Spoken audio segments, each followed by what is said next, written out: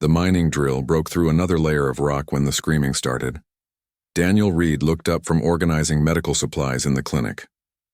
3 miners burst through the door, 2 of them dragging a third whose leg was torn open and bleeding. Behind them came more injuries. Cuts, burns, fractured bones. Daniel moved fast, his hands already reaching for bandages and pain medication. "What happened out there?" Daniel asked while cleaning the worst wound. "Thornback," the injured miner gasped. "Big one. We hit its territory with the drills. It came at us like a freight train." Daniel had seen thornbacks before on the surveillance screens. Massive scaled creatures with razor-sharp claws and teeth that could crush steel. This planet Halcyon 7 was full of dangerous life, but thornbacks were among the deadliest. The miners were lucky to be alive. He worked for 2 hours, stitching wounds and setting broken bones.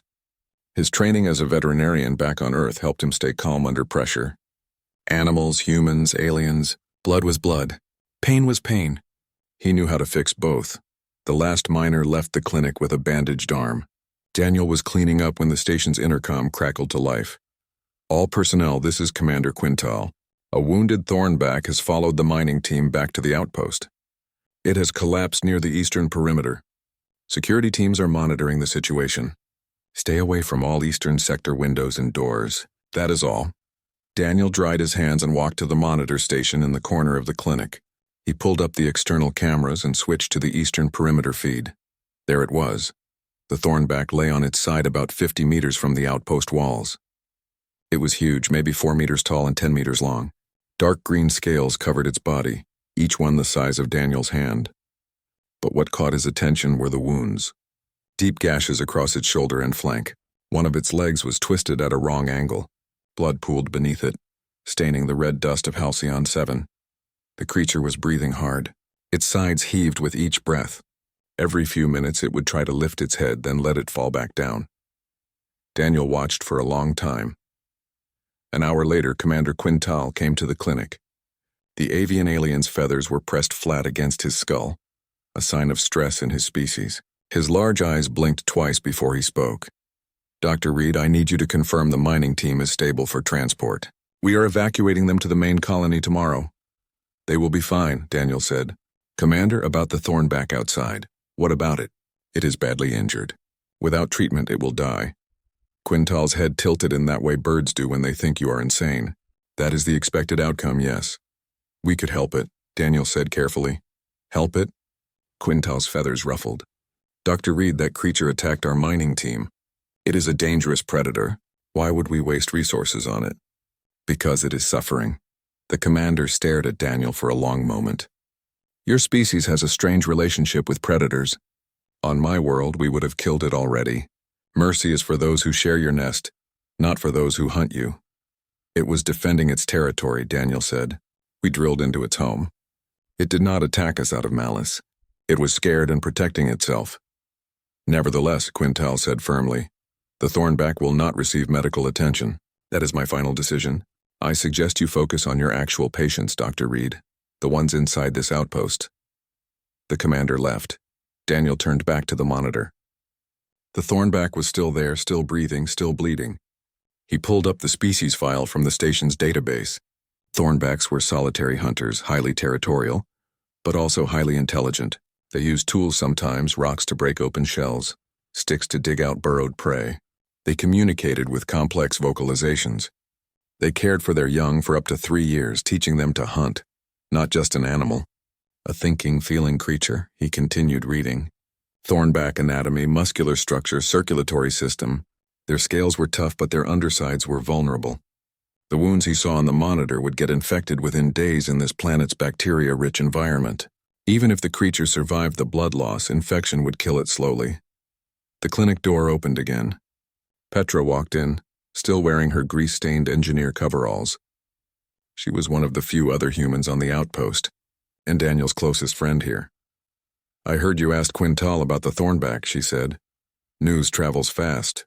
This is a small outpost." She sat down on the examination table. "Daniel, you are not thinking of doing something stupid, are you?" "Define stupid." "Going out there. Trying to help that thing." Daniel did not answer. Petra sighed. "Look, I get it. You were a vet. You see an animal in pain, you want to fix it. But that thing almost killed 6 people today. If you go out there, it might kill you. Or it might let me help. You do not know that. No, Daniel admitted. I do not. They both looked at the monitor. The Thornback's breathing had become more labored. Its eyes were half closed. Quintal will throw you in the brig if you disobey orders, Petra warned. I know. Earth Command might revoke your contract. Send you home.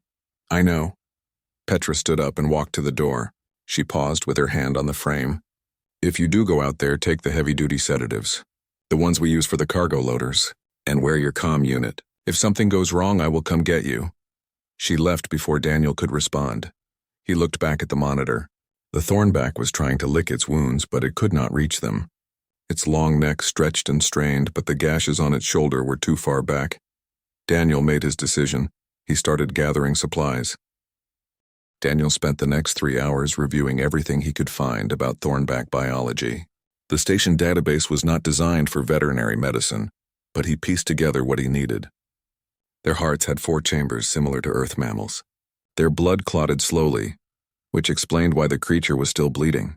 They had high pain tolerance but were susceptible to shock. He made notes, drew diagrams, planned his approach. Around midnight, he went to find Commander Quintal. The avian alien was in his office reviewing reports on a holographic display. Dr. Reed, I thought we settled this matter. Commander, I am formally requesting permission to provide medical assistance to the injured Thornback. Quintal's feathers flattened completely. Request denied. Sir, the creature is intelligent. It uses tools. It has family structures. By any definition, it is a sentient being in distress. It is a predator, Dr. Reed, a dangerous one. So are you, Daniel said quietly. The commander's head snapped up. His species had evolved from hunters, a fact everyone on the station knew. His people had sharp talons and sharper beaks. They had once hunted in flocks, taking down prey twice their size. That is different, Quintal said coldly. How? We evolved past our predatory nature. We built civilizations. We joined the galactic community. The Thornbacks might do the same given time, Daniel argued. But we will never know if we let them die when they need help. Quintal stood up from his desk. He was shorter than Daniel, but somehow more imposing. You want to know what I think, Dr. Reed? I think your species is naive. You treat compassion like it is a universal virtue. But compassion is expensive. It costs time, resources, safety. Every species in this galaxy learned long ago to save compassion for their own kind. Helping predators is not noble. It is foolish. Maybe foolishness is what the galaxy needs. Request denied, Quintal repeated. Do not ask again. Daniel left the office. He walked through the quiet corridors of the outpost. Most of the crew was asleep. A few night shift workers nodded as he passed. He found Dr. Halver in the science lab, examining mineral samples under a microscope. The reptilian alien looked up when Daniel entered. Ah, Dr. Reed, I heard about your disagreement with the commander. Does everyone know? Small outpost, Halver said with a gesture that might have been a shrug. His species had different body language, but Daniel had learned to read it. You want my opinion? I have a feeling you will give it anyway. Halver's tongue flicked out, tasting the air. His people did that when they were thinking. On my world, we have a saying. The hunter and the hunted are 2 sides of the same coin. Both are necessary. Both deserve respect. But respect does not mean interference. When a predator is wounded, it dies. When prey is caught, it dies. This is balance. This is nature. What if nature is wrong? Daniel asked. Nature cannot be wrong. It simply is. But we have the power to change it. We have medicine, technology, knowledge. If we can help, why should we not? Halvor was quiet for a moment. Because, Dr. Reed, the moment you start deciding who lives and who dies based on your feelings, you are no longer following nature. You are playing God. And gods make terrible neighbors, Daniel understood. He did not agree, but he understood. He returned to the clinic. Through the window, he could see the first hints of dawn on the horizon. Halcyon 7 had a 30-hour day cycle. He had maybe 6 hours before the outpost came fully alive again. The monitor still showed the Thornback. It had not moved much. Its breathing was shallow now, running out of time. Daniel looked at the supplies he had gathered earlier. Sedatives, antibiotics, surgical tools, bandages, everything he would need. Everything that would get him thrown in the brig if Quintal found out. His hand moved to his comm unit. He could call Petra, talk it through one more time, but he knew what she would say. She would remind him of the rules, the danger, the consequences. He also knew she would help him anyway. Daniel switched off his comm unit. If things went wrong, he did not want anyone else taking the blame. He packed the medical supplies into a field bag, added a portable light and a scanning device. The heavy-duty sedatives went into an injector gun. He checked the dosage 3 times. Too little and the thornback would wake up mid-treatment. Too much and its heart might stop. The eastern sector door was locked, but Daniel had medical override codes. In case of emergency, doctors needed access to all areas. This counted as an emergency, at least in his mind. The door slid open with a soft hiss. Outside, the air was cold. Halcyon 7's nights dropped to near freezing. Daniel's breath came out in clouds. He walked slowly toward the thornback, making his footsteps loud enough to hear. He did not want to surprise it. The creature's eye opened when he was 10 meters away. A large golden eye with a vertical pupil. It watched him approach. No fear, no aggression, just exhaustion. Daniel stopped 5 meters away. "Hey there," he said softly. "I know you are hurting. I want to help, but I need you to trust me." The thornback made a sound, low and rumbling like distant thunder. Daniel had read that this was their calming sound. The noise they made to their young. "That is right," Daniel continued. "I am not here to hurt you. I'm here to fix you." He took another step, then another. The thornback watched but did not move. Its body was too damaged to run, too weak to fight. Daniel knelt down 3 meters away. Slowly he took out the injector gun. "This is going to make you sleep. When you wake up, you will feel better. I promise." The creature's eye followed the injector. It made that rumbling sound again. Daniel stood up and moved closer.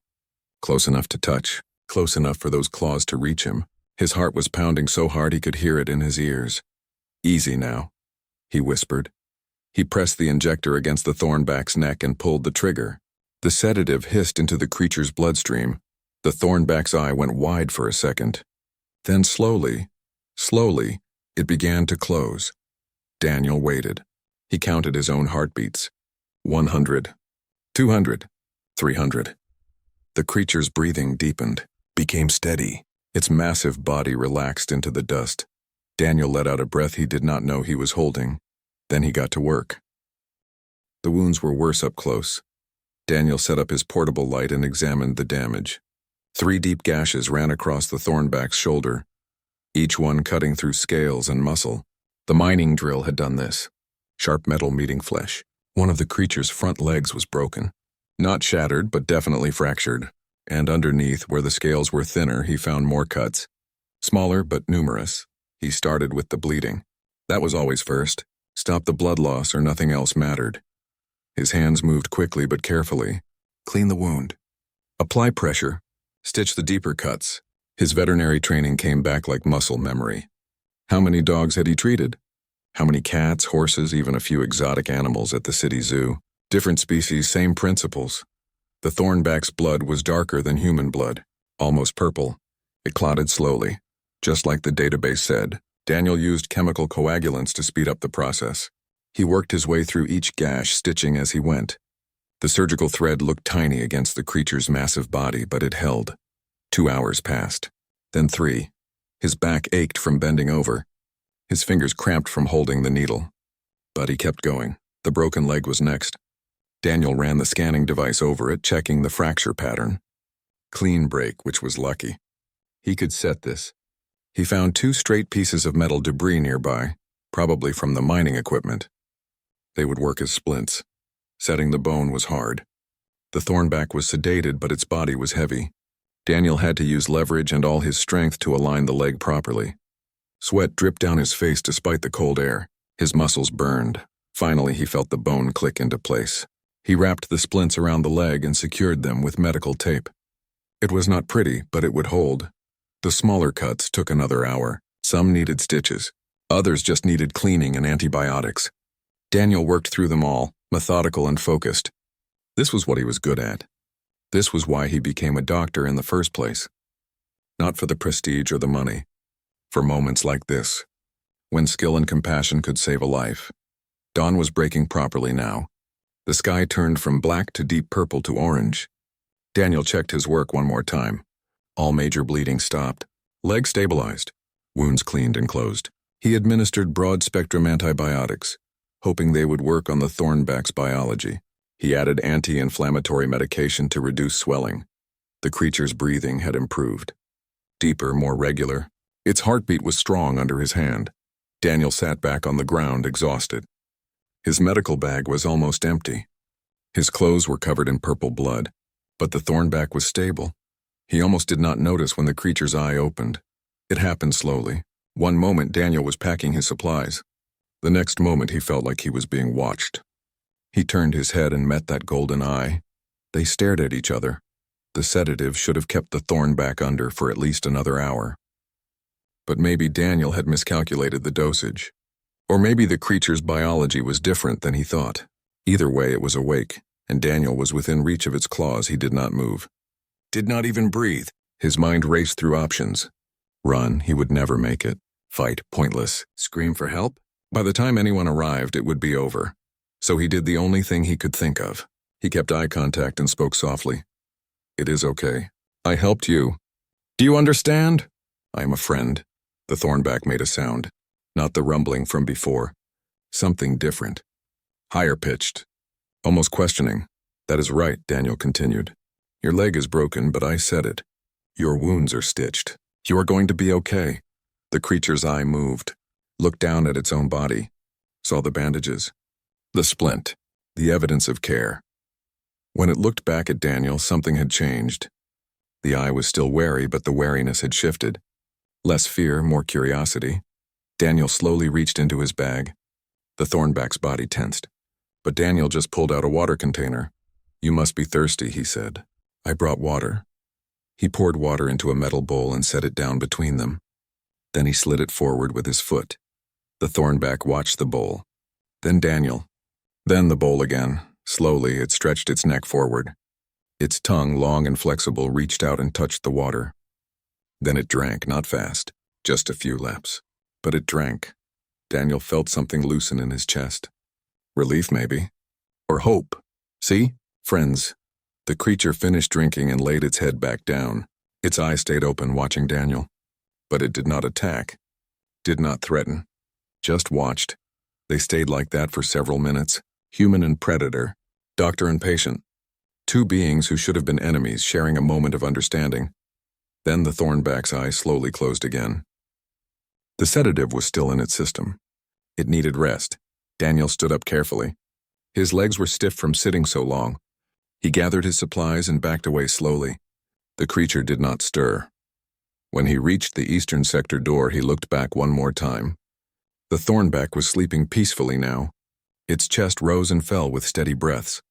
Daniel slipped inside the outpost just as the morning shift was starting. He made it to the clinic and locked the door behind him. Then he collapsed into a chair and closed his eyes. He had done it. Against orders, against logic, against the advice of everyone who knew better, he had saved the thornback's life. Now he just had to deal with the consequences. The consequences arrived 30 minutes later. Commander. Quintal burst through the clinic door with 2 security officers behind him. His feathers were standing straight up, a sign of extreme anger. Dr. Reed, you are confined to quarters immediately. Daniel stood up from his chair. He was still wearing his blood-stained clothes. There was no point denying anything. I assume you saw the security footage. Of course I saw it. Quintal's voice was sharp enough to cut. You directly violated my orders. You endangered yourself and potentially the entire outpost. That creature could have killed you. But it did not. That is not the point. Then what is the point? Daniel asked calmly. The thornback was dying. Now it is not. I used my medical training to save a life. Is that not what doctors do? Doctors treat patients, not predators. What is the difference? Quintal looked like he wanted to scream. Instead, he turned to the security officers. Escort Dr. Reed to his quarters. He is not to leave until I say so. And someone get a cleaning crew to the eastern perimeter. I want that animal moved away from our walls. No, Daniel said sharply. Do not move it. It needs rest and monitoring. If you move it now, you will undo everything I did. It will die. I do not care if it dies, Quintal snapped. Then he stopped, took a breath. When he spoke again, his voice was quieter but no less angry. "You have put me in an impossible position, Dr. Reed. I have to report this to Earth Command. They will decide your punishment. Until then, you are confined. That is final." The security officers stepped forward. Daniel did not resist. He walked between them out of the clinic and down the corridor to his quarters. As the door locked behind him, he looked out the small window. He could just see the eastern perimeter from this angle. The Thornback was still there, still sleeping. Daniel sat on his bed and waited. He had no regrets. Whatever happened next, he had done the right thing. He was sure of that. 3 days passed slowly. Daniel spent most of his time watching the Thornback through his window. The creature moved occasionally, shifting its weight or adjusting its splinted leg. It drank from the rain puddles that formed during the afternoon storms. Once he saw it eat something, a small animal that wandered too close.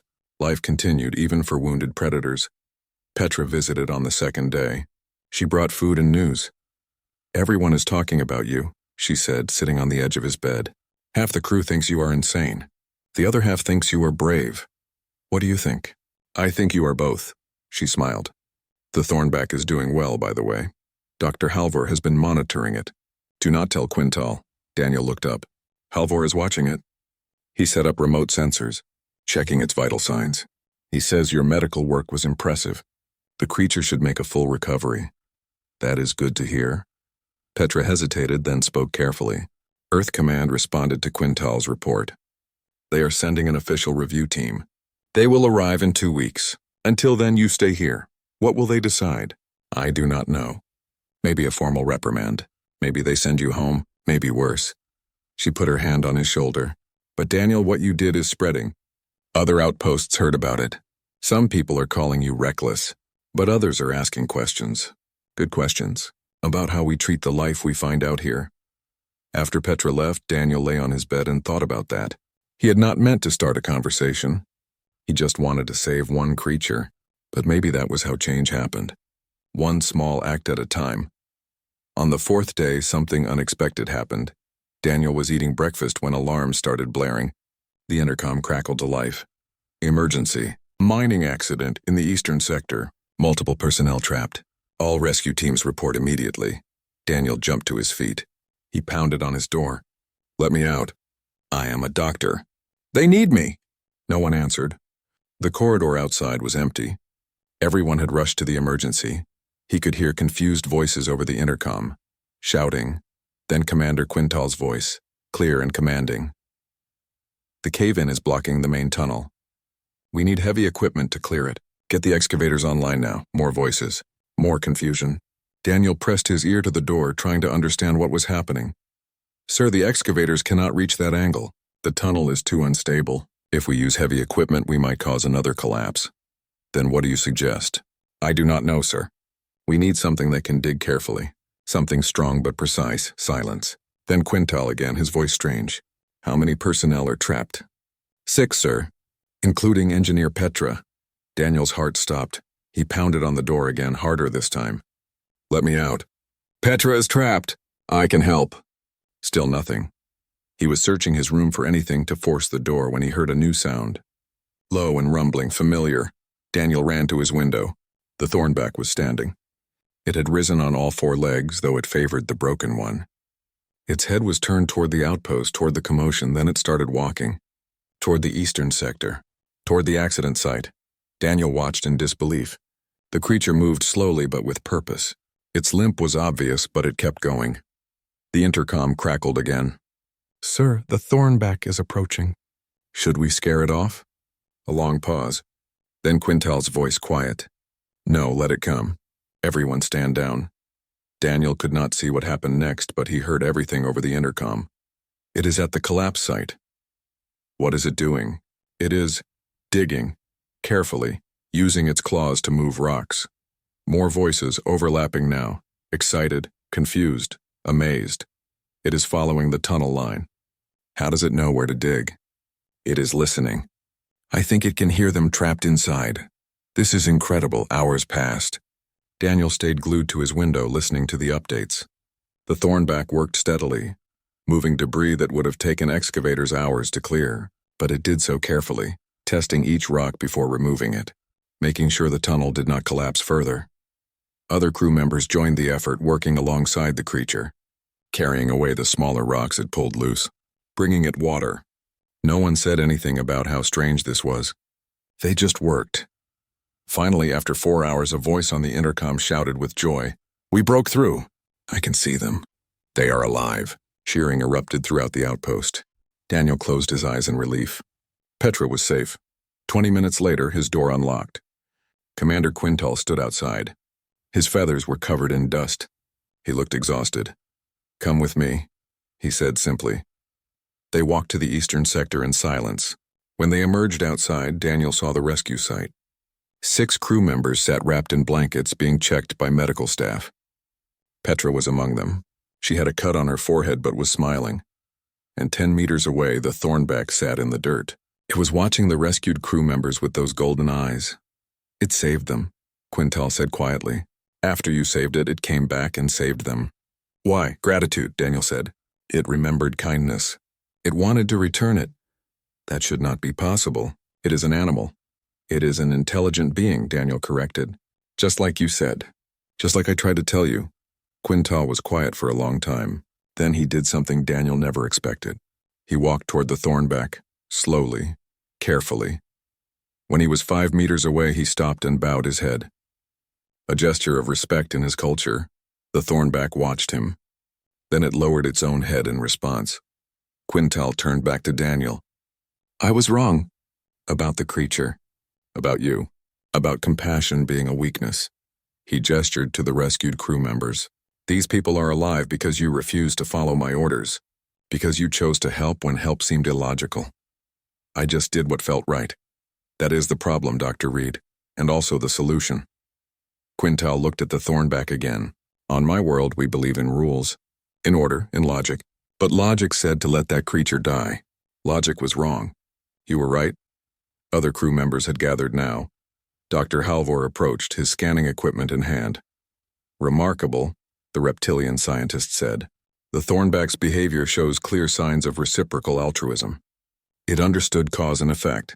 It recognized Dr. Reed's help and chose to help in return. This level of cognition is extraordinary." "It is more than that," Petra said. She had walked over, still wrapped in her blanket. "It is proof. Proof that compassion works. That kindness is not weakness. That helping others, even when it seems crazy, can change everything." She hugged Daniel tightly. "You saved that creature. And because you did, it saved me." "Thank you." The Thornback stood up then. It looked at all the gathered people. At Daniel, at the outpost. Then it turned and began walking away. Back toward the wilderness. Back home, everyone watched it go. No one tried to stop it. Daniel noticed the limp was less pronounced now. The creature was healing. It would be okay. As it reached the edge of the clearing, the Thornback stopped and looked back one final time. Its golden eyes found Daniel across the distance. They stared at each other for a moment that felt much longer. Then the creature made that rumbling sound. The calming sound, the sound it made to those it trusted, and it disappeared into the wilderness. The review team from Earth Command arrived 12 days later.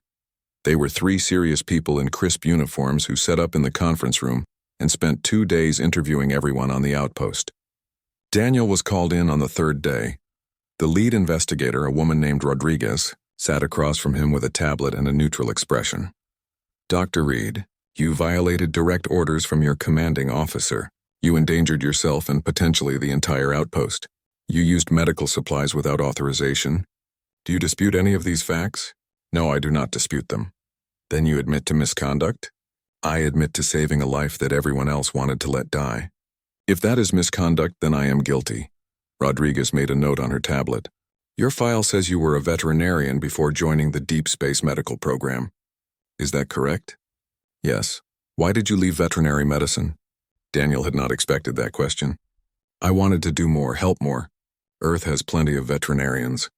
But out here on these outposts, medical staff are rare. I thought I could make a bigger difference. And yet you treated an animal instead of focusing on human personnel. The human personnel were stable. The Thornback was dying. I made a medical judgment. A judgment that contradicted your commander's orders." "Yes." Rodriguez leaned back in her chair. Do you understand the position you have put Earth Command in, Dr. Reed?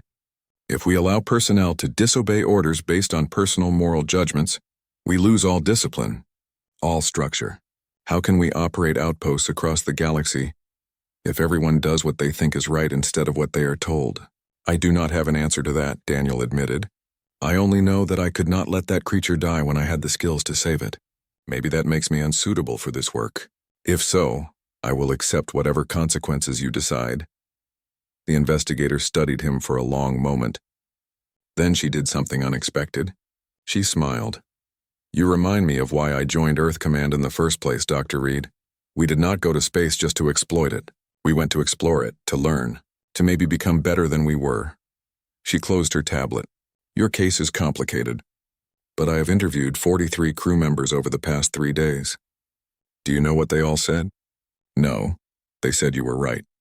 Even Commander Quintal, even the miners who were injured in the initial attack. They all agreed that what you did was necessary. Reckless, yes. Dangerous, absolutely. But necessary. She stood up. My report will recommend no formal punishment.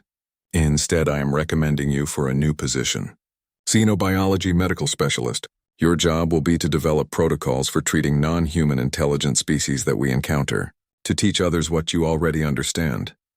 Daniel did not know what to say. You broke the rules, Dr. Reed. But sometimes the rules need to be broken. Sometimes they need to be rewritten entirely. You will help us write new ones, she offered her hand. Congratulations. The news spread through the outpost within an hour. Petra found Daniel in the clinic and hugged him so hard he could barely breathe. I told you, she said. I told you it would work out. You told me I was insane and would probably get fired. Yes, but I was rooting for the insane part to win. Dr. Halvor came by next. The reptilian scientist looked excited, which for his species meant his tongue flicked in and out rapidly. Dr. Reed, I have been compiling data on the Thornback incident. With your permission, I would like to publish a paper on the interaction. I believe it could change how the galactic community views interspecies compassion. What do you mean? Halvor pulled up a holographic display. I reviewed records from the past 500 years. Thousands of species have joined the galactic community. Every single one of them shows compassion for their own kind. Most show compassion for species similar to them.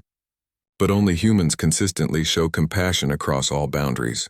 For creatures that hunt them. For species that look nothing like them. For beings that cannot possibly reciprocate. This is unique. This is remarkable.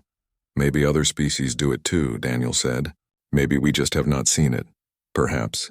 But I have spent 3 weeks searching records. Human personnel have rescued predators on 17 different worlds. They have provided medical care to hostile species.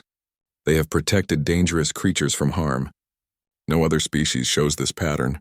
Not even close. Halvor's display shifted to show graphs and statistics. My hypothesis is that human compassion evolved differently. Most species evolved compassion as a survival mechanism. Help your family. Help your tribe. Help your species. This makes sense evolutionarily. But humans took it further. You help everyone, even when it costs you, even when it makes no logical sense. This might be humanity's greatest gift to the galaxy.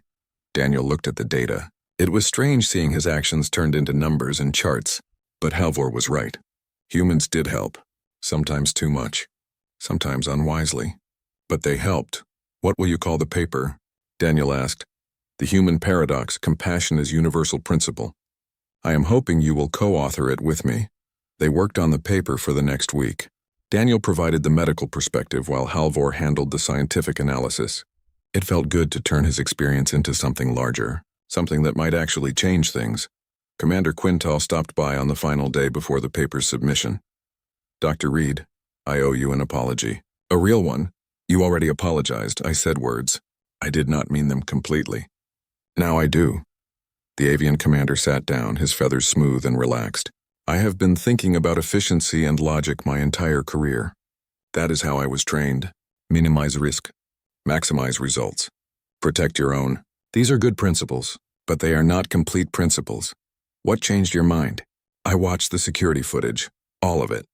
I saw you work on that creature for 5 hours. I saw you risk your life for a being that could have killed you at any moment. And I realized something. You were not being naive. You were being brave. There is a difference. Quintal stood and walked to the window. On my world, we have stories about the ancient times. Before we built cities, before we had technology. In those days, we lived in flocks and hunted in packs. And there were rules. Strict rules. Help your flock.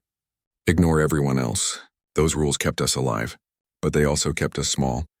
It was not until we broke those rules that we truly evolved. We started helping other flocks, trading with them, learning from them, and we became greater than we were. He turned back to Daniel. You reminded me of that. Compassion is not weakness. It is the willingness to break old rules for new possibilities. The galaxy needs that. I need that, they shook hands. A human gesture that Quintal had learned just for this moment. That evening, Daniel sat in the clinic and looked out at the wilderness. Somewhere out there, the thornback was living its life, healed, free. He would probably never see it again. That was okay.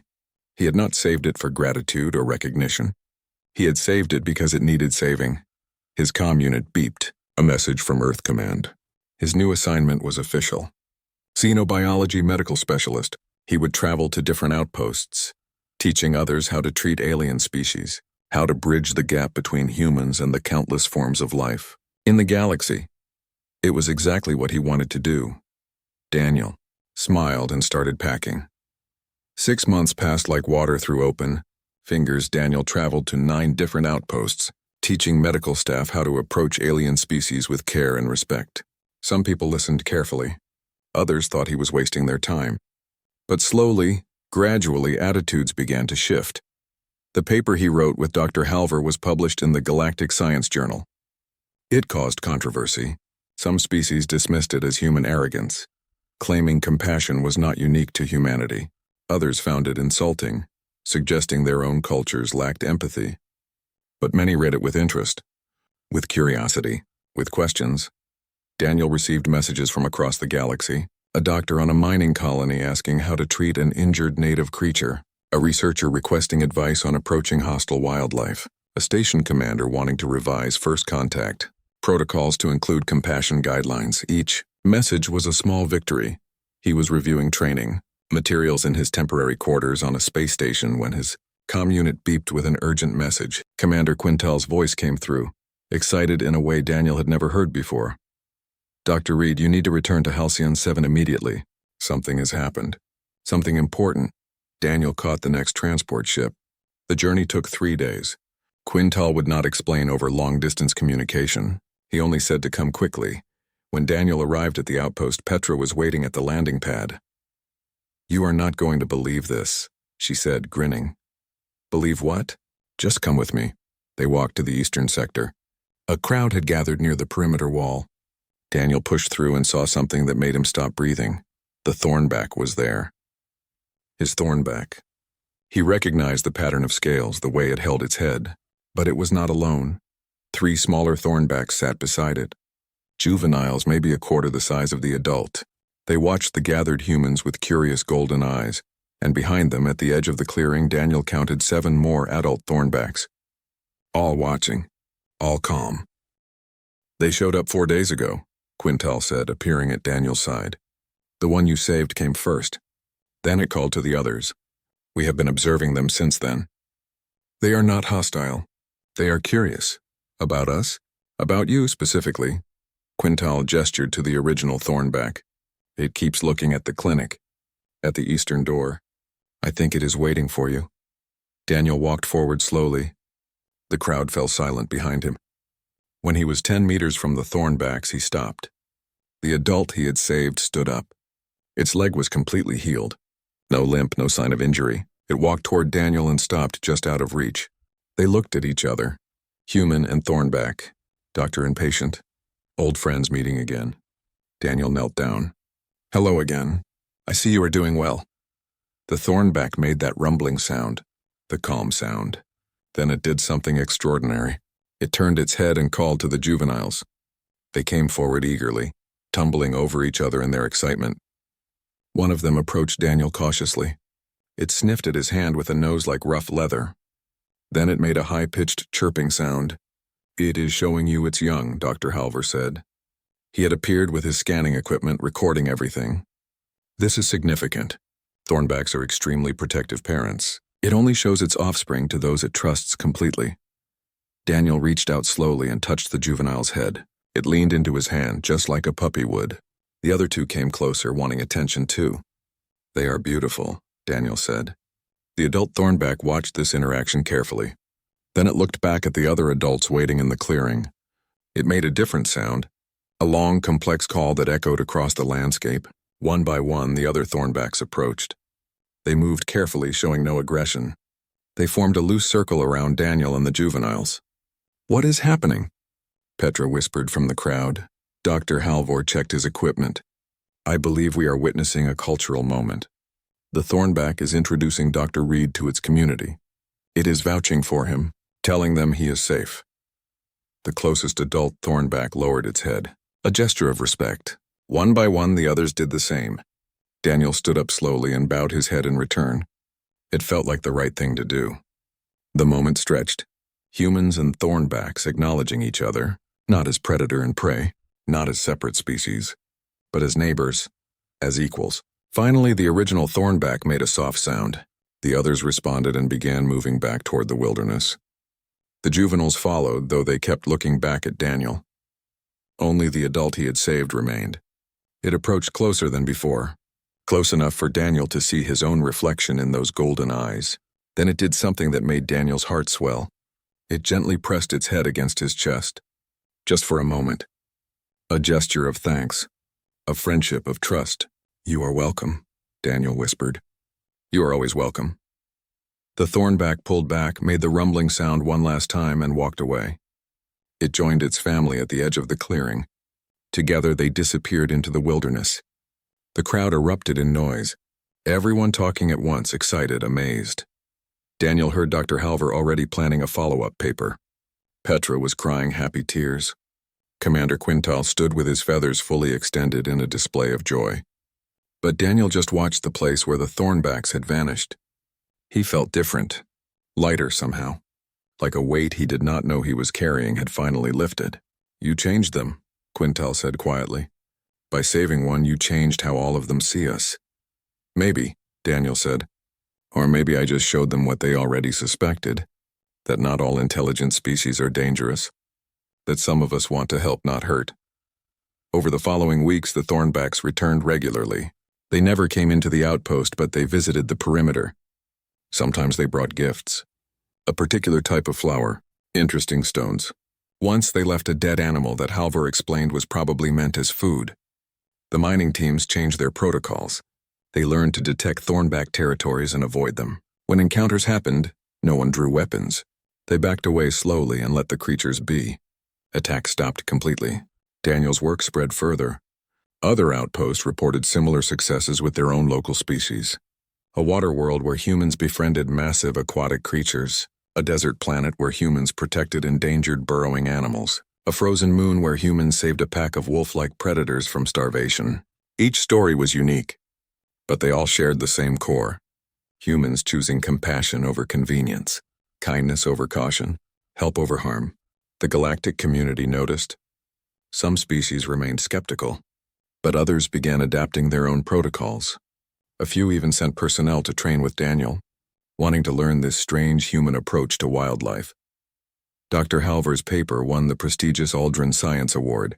In his acceptance speech, he said something that Daniel would never forget. "We often think of technological advancement as the measure of civilization. Better weapons, faster ships, more efficient tools. But perhaps true advancement is measured differently. Perhaps it is measured in compassion, in the willingness to help those who cannot help themselves, in the courage to care when caring costs you something. If this is true, then humanity may be the most advanced species in the galaxy, not because of what they have built, but because of what they have chosen to value." Daniel watched the speech from his new office at Earth Command headquarters. His role had expanded. He now oversaw xenobiology medical protocols for the entire human deep space program. It was demanding work, but rewarding. His comm unit beeped. A message from Petra. "You need to see this." Opening a video link.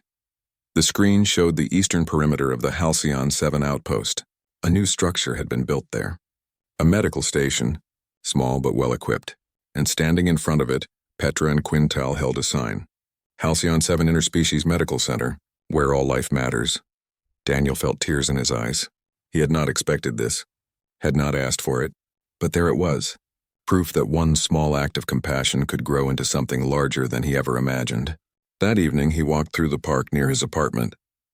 Earth had changed since he left for the stars, but it was still home, still beautiful, still full of life that needed protecting. A dog ran past chasing a ball. Its owner called to it with obvious love. Daniel smiled. Compassion was not complicated. It was the simplest thing in the universe. See suffering, stop it, see life, protect it, see another being, help it, simple, basic, human, and maybe that was enough. Maybe that was everything. Somewhere on Halcyon 7, a thornback was teaching its young to hunt, to survive, to thrive, and maybe, just maybe, it was also teaching them about the strange creatures in the outpost, the ones who helped when they could have hurt, the ones who cared when they had no reason to care, the ones called humans. Daniel looked up at the stars and smiled. The galaxy was vast and full of wonders. He could not wait to see what compassion would build next.